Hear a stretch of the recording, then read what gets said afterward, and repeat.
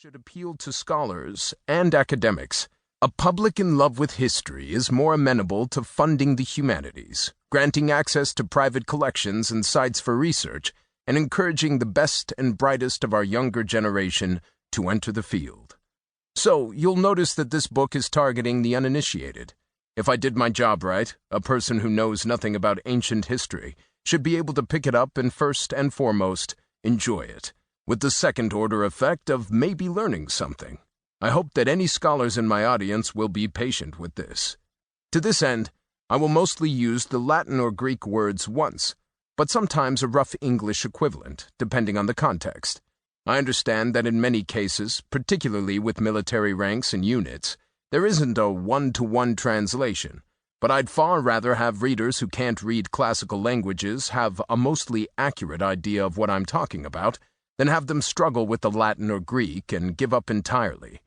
I try to define every non-English word as soon as I use it, but in some cases, I think the meaning is easily understood through context, and I know a full description is coming soon, so I decide to wait until we get to that point.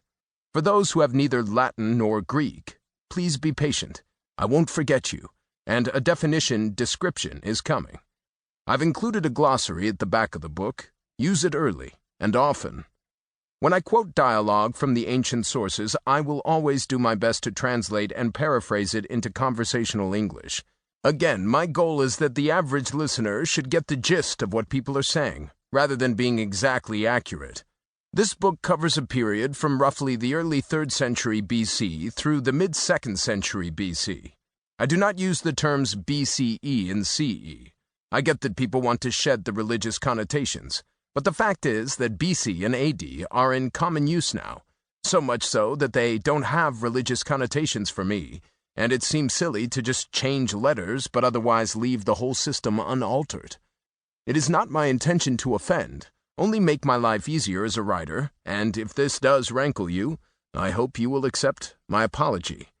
You'll probably notice that a huge portion of this book is devoted to talking about everything but the Legion and the Phalanx, such as the politics, social details of the period, the character of commanders, terrain, weather, and other factors. I have 2 reasons for this. First, I'm trying to tell a story here, and the key to good narrative is drama, which I unabashedly seek to emphasize. Second, the Legion and the Phalanx, like any military formation, did not operate in a vacuum. Military tactics are part and parcel of their society, and every aspect of that society, from the character of its generals to its religious observations to its diet, poetry, and song, has a bearing on how those tactics were employed and work against one another. In many cases, it is critical to understand how the personalities of the generals commanding legions and phalanxes impacted their use of them. Napoleon's quote about Alexander the Great bears repeating here. The personality of the general is indispensable. He is the head. He is the all of an army. It was not the Macedonian phalanx which penetrated to India, but Alexander. I've said before that a novel is a group effort for which one person gets the credit. The same is true of a history book. This fits nicely with what I learned in the military, that no person ever does anything, even something as self-reliant as writing a book, alone. Though an individual hero may shine, their radiance blinds the viewer to the legions of comrades in arms all around them, who laid down the covering fire needed for the moment of glory. In this way, writing a book is a distinctly military experience. My name goes on the cover, and you don't see the agents, editors, art directors, designers, production staff, salespeople, friends, and colleagues that make the engine turn.